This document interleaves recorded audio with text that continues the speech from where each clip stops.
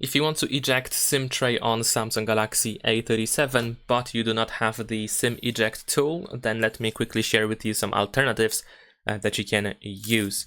So essentially you are looking for something that is thin enough, sturdy enough, and straight enough so that it fits into this SIM tray hole that we have here on this side. So the best example would be a paperclip.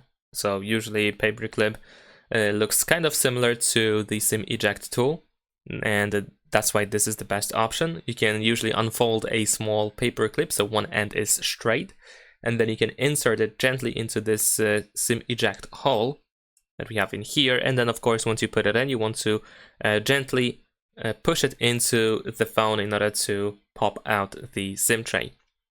Another tool that you can use, or another accessory, is an earring post. You can use a plain metal stud earring, not a hook, or without the hook or the decorative end.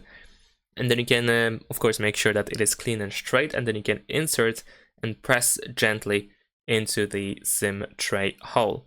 A sewing needle or pin may also work because usually these tools are thin. So if they are thin enough so that they fit this hole, then of course you can give it a try.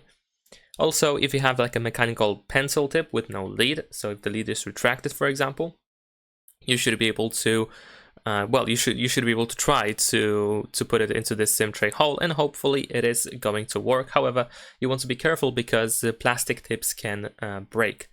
So this is what we can use. Now, if you're wondering what you should avoid using, then there are a couple of things. For example, toothpicks or wooden sticks are not really a good choice because they can break off easily.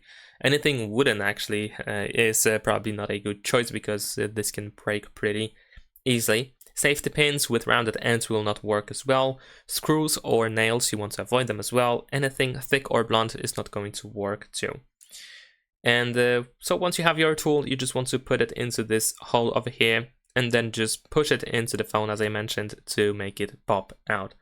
Now, once it slightly pops out, you should be able to completely remove it from your phone with your fingers or fingernails, and then you can insert your SIM cards or SIM card, of course, and then put it back into the phone and slide it all the way in.